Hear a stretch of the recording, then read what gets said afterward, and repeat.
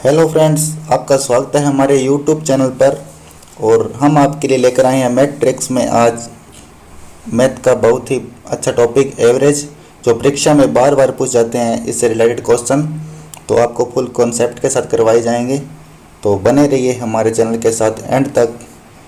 और अभी तक आपने हमारे चैनल को सब्सक्राइब नहीं किया है तो सब्सक्राइब कर लें और पास में बने हुए बेल आइकन को भी प्रेस करें, जिससे आपको हर प्रकार की नोटिफिकेशन मिलती रहे। तो चलिए चलते हैं पहले क्वेश्चन की ओर। औसत का टॉपिक है। इसमें औसत क्या होता है? औसत होता है परिमाणों का योग बटे परिमाणों की संख्या, यानी कि राशियों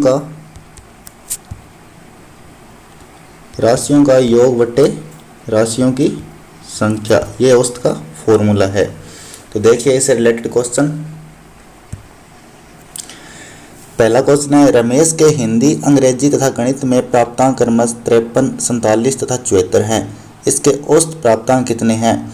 तो रमेश के तीनों विषयों में अलग अलग प्राप्तांक दिए हुए हैं और इसका औसत प्राप्तांक पूछा है। तो आपको क्या करना है, सीधा औसत का फॉर्मूला लगाएंगे, राशियों का योग बटे राशियों की संख्या। तो आपका क्वेश्चन हो जाएगा। देखिए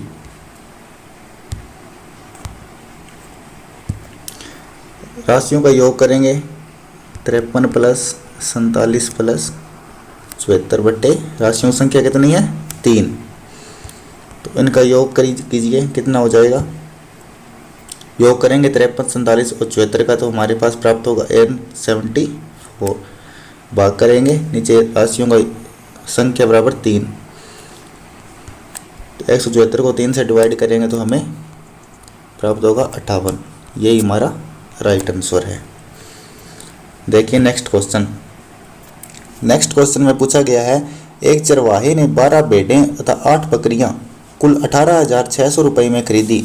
यदि एक भेड़ का औसत मूल्य 1260 रुपये हो तो एक बकरी का औसत मूल्य क्या होगा? तो एक चरवाहा है जिसने 12 भेड़ें तथा 8 बकरियां हैं, जो कुल 18,600 रुपये में खरीद ली है उसने।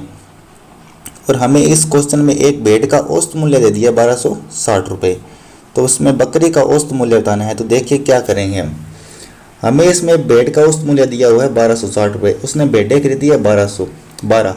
तो हम कुल भेड़ों का खर्चा निकाल सकते हैं, कितने रुपए की भेड़ें खरीदी है। तो 12 इंटू 1260, तो 12 इंटू 1260 हमें प्राप्त होगा 15,120 रुपये। इसने भेड़ें खरीदी है टोटल 15,120 रुपये में। तो हमें अब टोटल 18,600 रुपये इसने लगाए हैं और भेड़ों का खर्चा है 15,120 रुपये। तो हमें बकरियों का मूल्य से प्राप्त हो जाएगा। कैसे? टोटल में से भेड़ों का खर्चा निकाल देंगे, 15,120 रुपये।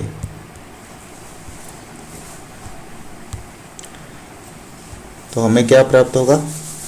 3480 रुपये। ये ही बकरियों का खर्चा है। तो इसमें देखिए क्वेश्चन में क्या पूछा गया है, एक बकरी का औसत मूल्य क्या है? तो बकरियों का पता चल गया हमें, कितने रुपए की खरीदी है? 3480 रुपये की। और कितनी बकरियां हैं? 8 बकरियां। तो इसका औसत निकाल देंगे। आपको नॉर्मली सिखाया है मैंने। औसत का सूत्र क्या है? राशियों का योग बटे राशियों की संख्या। तो राशियों का योग हमें 3480 प्राप्त हुआ है, राशियों की संख्या कितनी है? 8। तो 3480 में 8 का भाग लगाएंगे तो हमें क्या प्राप्त होगा? 435 रुपये। यानी कि एक बकरी का औसत क्या है? 435 रुपये। ये ही हमारा राइट आंसर है। देखिए नेक्स्ट क्वेश्चन। किसी सप्ताह सोमवार, मंगलवार तथा बुधवार का औसत तापमान 40 डिग्री सेंटीग्रेड था। मंगलवार, बुधवार तथा बृहस्पतिवार का औसत तापमान 41 डिग्री सेंटीग्रेड था। यदि बृहस्पतिवार का तापमान 38 डिग्री सेंटीग्रेड हो तो सोमवार का तापमान कितना था? देखिए फ्रेंड्स, इस प्रकार के क्वेश्चन आपको कंपटीशन एग्जाम में लगभग देखने को मिलता है। इस जगह सोमवार, मंगलवार की जगह आपको कोई डिजिट दे दी जाती है, तो आपको घबराना नहीं है, थोड़ा सा चेंज हो जाएगा सवाल, पर सवाल यही कॉन्सेप्ट यही रहेगा।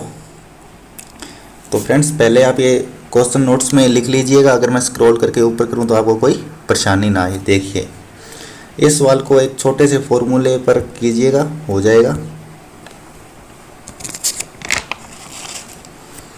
फॉर्मूला क्या है?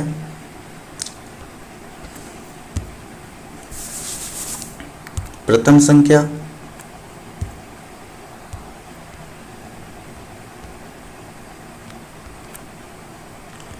सॉरी,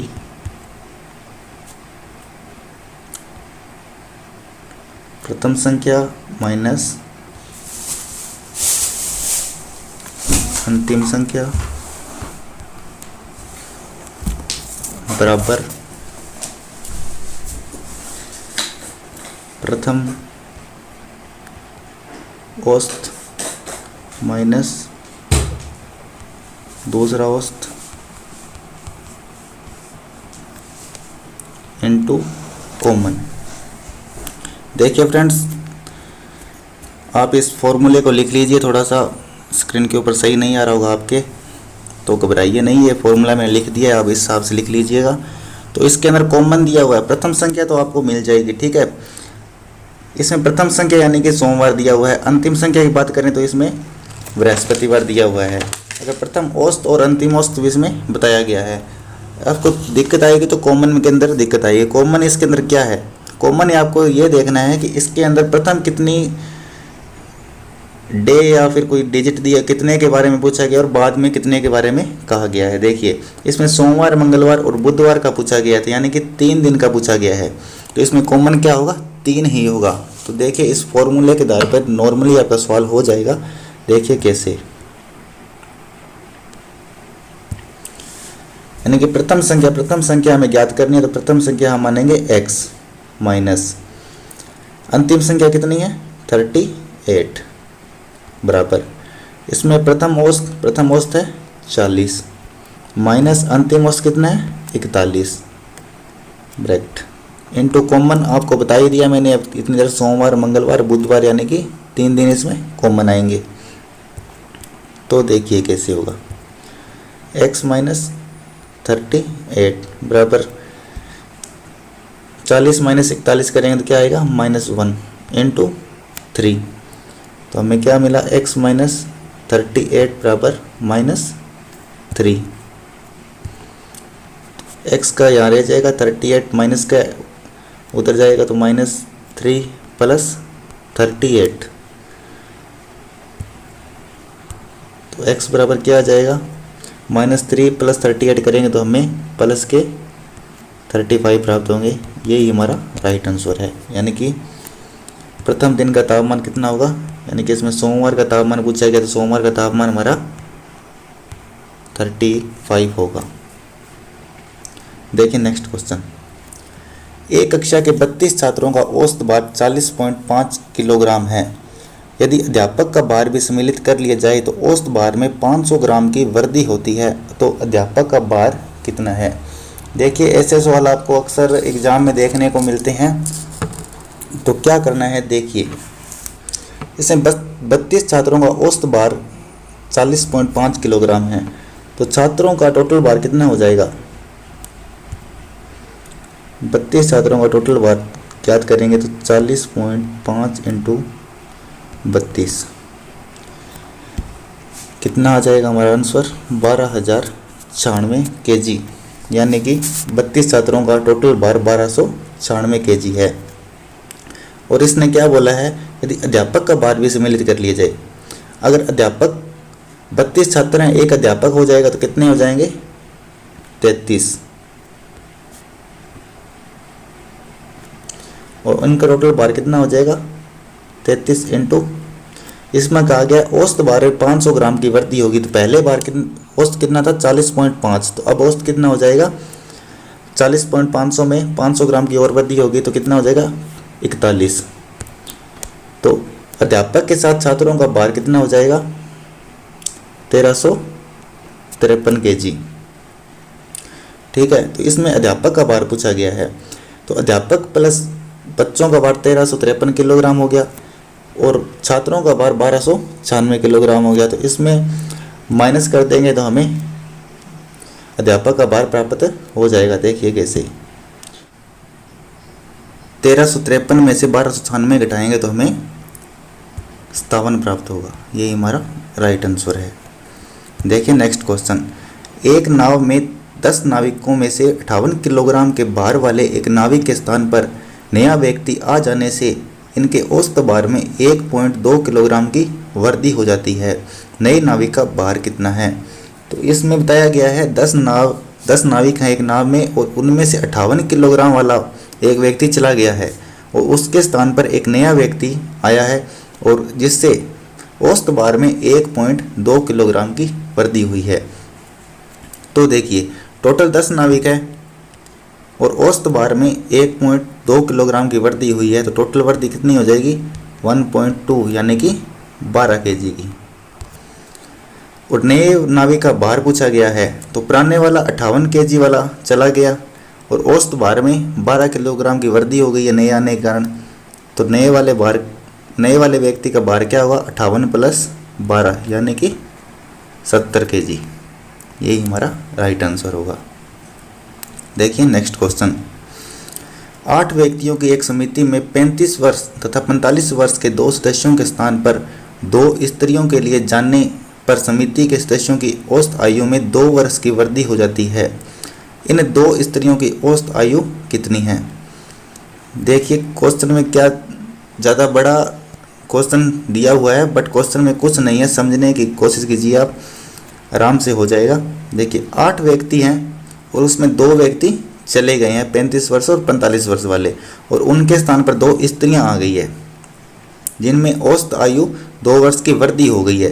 तो 8 व्यक्ति हैं और औसत आयु में 2 वर्ष की वृद्धि हुई है, टोटल वृद्धि कितनी हो गई 8 × 2 यानी कि 16 साल की। ठीक है, और जानने वाले का भार कितना है 35 + 45।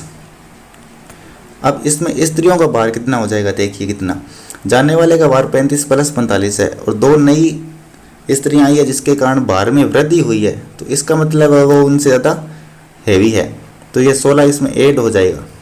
तो हमें क्या प्राप्त होगा,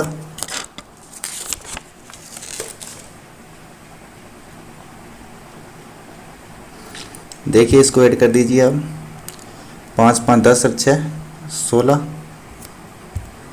1 बच गया, 4 × 3 = 7 और 1 = 8 और 1 = 9, 96। तो इस क्वेश्चन में आगे पूछा क्या गया है, इन 2 स्त्रियों की औसत आयु कितनी है, तो हमें इनकी औसत आयु बतानी है। तो 96 बटे 2, तो औसत आयु कितनी हो जाएगी 43। यही हमारा राइट आंसर है। देखिए नेक्स्ट क्वेश्चन। 11 परिणामों का औसत 60 है। यदि प्रथम 6 परिणामों का औसत 59 है तथा अंतिम 6 का औसत 62 हो तो छठा परिणाम ज्ञात कीजिए। देखिए फ्रेंड्स, ऐसे सवाल 2 तरीके से हो जाते हैं, तो मैं आपको दोनों तरीके बता दूंगा कॉन्सेप्ट के साथ। देखिए 11 परिणामों का औसत 60 दिया हुआ है, प्रथम 6 परिणाम का औसत 59 और अंतिम 6 परिणाम का औसत 62। तो देखिए क्या होगा, 11 परिणामों का टोटल कितना हो जाएगा 660। ठीक है, और 6 परिणामों का टोटल औसत 59 दिया हुआ, टोटल कितना हो जाएगा परिणाम 354, और अंतिम 6 परिणामों का टोटल परिणाम कितना हो जाएगा 372। इन दोनों को ऐड करके इसको माइनस कर देंगे तो हमें छठा परिणाम प्राप्त हो जाएगा। तो इन दोनों को प्लस करेंगे तो हमें क्या प्राप्त होगा 354 प्लस 372 माइनस 660। तो इसको हल करेंगे तो हमें 66 प्राप्त होगा। यही हमारा राइट आंसर है। तो इसमें छठा परिणाम पूछा गया है, छठा परिणाम 66 होगा। देखिए एक शॉर्ट ट्रिक और है इसकी, देखिए कैसे होगा। इसमें 11 परिणामों का औसत हमें 60 दिया है, 6 परिणामों का औसत हमें 59 दिया है और अंतिम 6 परिणामों का औसत हमें 62 दिया है। देखिए इसके अंदर बेस मानना होता है, यानी कि नीचे वाले ज़्यादा है, 6 + 6 12 हो रहे हैं, ऊपर वाला 11 है, यानी कि एक अंक कम है। तो इसको हम बेस मानेंगे, जिसको बेस मानेंगे उससे ही दूसरा अंक माइनस करेंगे। देखिए नीचे वाले को हमने बेस माना है, तो इस 59 में से 60 को माइनस करेंगे तो हमें क्या प्राप्त होगा, -1।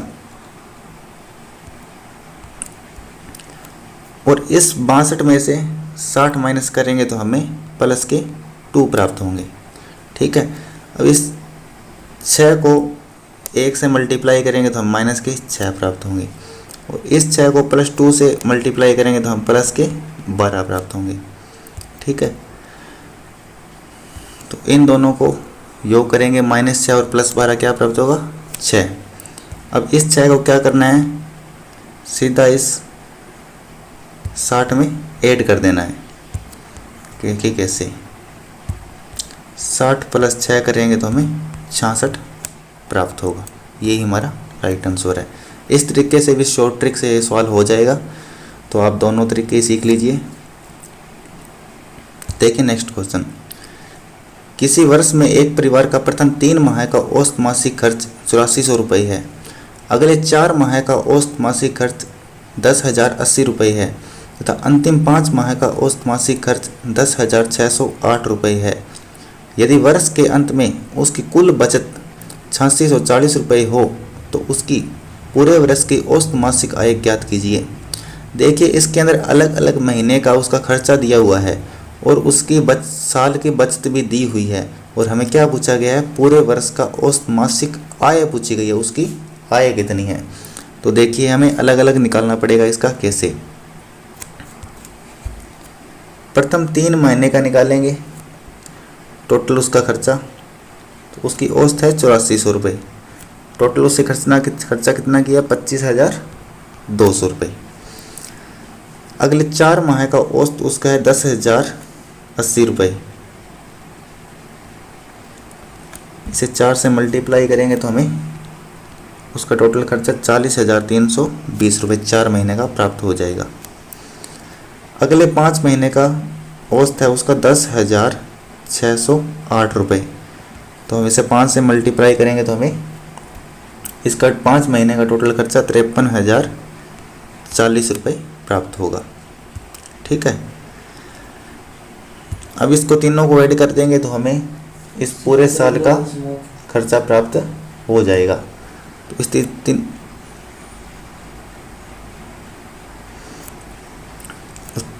पूरे साल का, यानी कि तीनों अलग अलग उसके खर्चे दिए हुए हैं, तो पूरे साल का हमें खर्चा मिल जाएगा, यानी कि 1,18,560 रुपये। तो देखिए इतना इसका खर्चा हुआ है, यानी कि व्यय, और उसकी बचत कितनी है, 8,640 रुपये। तो उससे का हमें पूरा साल का आय का पता लगा सकते हैं। खर्चा उसका 1,18,560 रुपये है और आय उसकी 8,640 रुपये है। तो हम इसको ऐड करेंगे तो हमें उसका 1 साल का पूरा आय का पता चल जाएगा। उसकी आय कितनी है, 1,27,200 रुपये। ठीक है, तो हमें पूछा क्या गया है, उसका पूरा साल का औसत पूछा गया है। तो उसने 1 साल में 1,27,200 रुपये कमाए हैं, और टोटल साल में 12 महीने होते हैं, तो 1 मंथ का उसका आय का पता चल जाएगा 10,600 रुपये। यही हमारा राइट आंसर है। देखिए नेक्स्ट क्वेश्चन, 6 सदस्यों के एक परिवार की औसत आयु 27 वर्ष है। यदि सबसे छोटे सदस्य की आयु 7 वर्ष हो तो परिवार के सभी अन्य सदस्यों की औसत आयु सबसे छोटे सदस्य के जन्म पर क्या थी। तो इसमें 6 सदस्यों की परिवार की औसत आयु दी हुई है 27 वर्ष, और इसमें बताया गया है कि सबसे छोटा सदस्य है उसकी आयु 7 वर्ष है। तो उसके जन्म के समय इस परिवार की औसत आयु कितनी थी। तो देखिए कैसे होगा, 6 सदस्यों की औसत आयु 27 वर्ष है, तो इनकी टोटल आयु कितनी हो जाएगी, 27 × 6 करेंगे तो हमें 162 प्राप्त होगा। ठीक है, अब 7 वर्ष पहले इनकी आयु कितनी थी, यानी कि 6 सदस्य हैं, 7 वर्ष पहले 6 सदस्यों की आयु 7 × 42, तो अब इनकी आयु कितनी है 162। 7 वर्ष पहले कितनी हो जाएगी, 162 माइनस 42 करेंगे तो 120। ठीक है, तो 7 वर्ष पहले इनकी आयु का योग था 120 और 7 वर्ष पहले इनके सदस्यों की संख्या कितनी हो जाएगी, 5। तो सबसे छोटा सदस्य अगर जन्म ही नहीं हुआ था उस टाइम, तो उस टाइम अब 6 सदस्य हैं तो उस टाइम कितने सदस्य थे, 5। तो 120/5 करेंगे तो इनका औसत आ जाएगा 24 वर्ष। यही हमारा राइट आंसर है। देखिए नेक्स्ट क्वेश्चन। 7 वर्ष पूर्व शादी के समय एक व्यक्ति तथा उसकी पत्नी की औसत आयु 25 वर्ष थी। अब पति पत्नी तथा एक बच्चे की औसत आयु 22 वर्ष है। बच्चे की आयु कितनी है। देखिए इसने कहा 7 वर्ष पूर्व शादी के समय एक व्यक्ति तथा उसकी पत्नी की औसत आयु 25 वर्ष ही थी। तो 7 वर्ष पूर्व वो 2 व्यक्ति थे, पति और पत्नी, तो उनकी औसत आयु कितनी होगी, टोटल आयु कितनी होगी, 25 × 2 = 50। और अब उनकी आयु कितनी हो जाएगी, 7 × 2 14 साल। ये ऐड कर देंगे तो क्या हो जा, 50 + 14 यानी कि 64 साल। अब उनकी आयु कितनी है, 64 साल। और इसके अंदर बताया गया है कि अब बच्चे की औसत आयु, पति पत्नी और बच्चे की औसत आयु 22 वर्ष है। तो तीनों की औसत आयु 22 वर्ष दी गई है, तो तीनों की टोटल आयु कितनी हो जाएगी, 3 × 22 यानी कि 66 ईयर्स। तो हमें अब क्या ज्ञात करना है, बच्चे की आयु ज्ञात करनी है। तो तीनों की आयु 66 वर्ष है और उन दोनों की आयु 64 वर्ष है। तो बच्चे की आयु हमें आराम से प्राप्त हो जाएगी, 66 माइनस 64 करेंगे तो हमें 2 साल प्राप्त होंगे। यही बच्चे की आयु है। तो इसमें बच्चे की आयु पूछी गई है, हमें बच्चे की आयु कितनी है, तो बच्चे की आयु क्या है, 2 साल। देखिए नेक्स्ट क्वेश्चन। क्रिकेट के एक खिलाड़ी ने 16 पारियों में कुछ रन बनाए। 17वीं पारी में उसने 87 रन बनाए तथा उससे उसकी औसत रन संख्या में 3 रन की वृद्धि हो गई। 17वीं पारी के बाद खिलाड़ी की औसत रन संख्या कितनी है। देखिए देखने में हार्ड लग रहा है सवाल, पर थोड़ा समझेंगे तो आपको समझ आ जाएगा। देखिए कैसे होगा। इसने कहा 16 पारियों में कुछ रन बनाए और 17वीं पारी में उसने 87 रन बनाए हैं और उसकी औसत रन संख्या में 3 रन की वृद्धि होगी। तो हमें क्या करना है, 16 पारियों में माना उसने, उसकी औसत कितनी थी, x। 16 पारियों में टोटल रन मानेंगे तो x 16 × x = 16x। ठीक है। अब इसने कहा 17वीं पारी में उसने 87 रन बनाए तथा इससे उसकी औसत रन संख्या में 3 रन की वृद्धि हो गई। तो 17वीं पारी में उसने 3 रन की वृद्धि हुई है औसत में, तो पहले, और 16वीं पारी में औसत कितनी था, x। तो अब औसत कितना हो गया, x + 3। तो इसके टोटल रन कितने हो जाएंगे 17वीं पारी में, 17x + 17 = 51। ये भी हमें 17 पारी के रन मिल गए और हमें 16 पारी का रन पता है 16x है और 17वीं पारी में उसने 87 रन बनाए हैं। तो 16x + 87, ये भी 17 पारियों के रन हो गए और ये भी 17 पारियों के रन हो गए। तो इनको इक्वल रख देंगे तो ये क्वेश्चन हो जाएगा। देखिए कैसे, 17x + 51, 16x + 87। ये 16x इधर आएगा तो क्या बचेगा हमारे पास, x। 51 इधर जाएगा तो 87 - 51। तो हमें क्या प्राप्त होगा, x = 36। क्वेश्चन में क्या पूछा गया है, 17वीं पारी के बाद खिलाड़ियों की औसत रन संख्या कितनी थी। तो हमें x की वैल्यू मिल गई, यानी कि 16वीं पारी में उसकी औसत कितनी थी, 36। तो 17वीं पारी में 3 रन की वृद्धि हुई थी, तो 36 + 3 = 39। ठीक है। अगर आप इसे शॉर्ट टेक्स्ट से करना चाहते हैं तो आपके पास एक फॉर्मूला है, वो लगा लीजिएगा तो ये हो जाएगा। देखिए कैसे,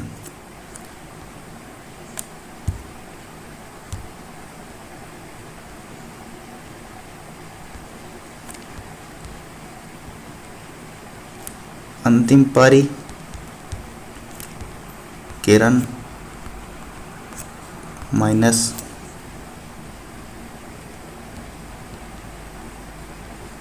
औसत में वृद्धि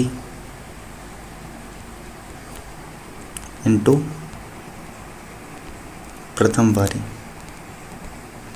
तो अब इस फॉर्मूले से भी ये सॉल्व कर सकते हैं, बड़े आराम से हो जाएगा, पर कॉन्सेप्ट आना ज़रूरी है किसी भी सवाल का। अगर आप ट्रिक भूल जाएं तो कॉन्सेप्ट आएगा तो एग्ज़ाम में आप क्वेश्चन करके आ सकते हैं। तो फ्रेंड्स आज के लिए इतना ही। बने रहिए हमारे चैनल के साथ, आगे भी आपको इसका सेकंड पार्ट देखने को मिलेगा। और अभी तक हमारे आप चैनल को सब्सक्राइब नहीं किया तो आप सब्सक्राइब करना ना भूलें, जिससे आपको बेल आइकन को भी प्रेस करें, जिससे आपको हर प्रकार की नोटिफिकेशन मिलती रहेगी।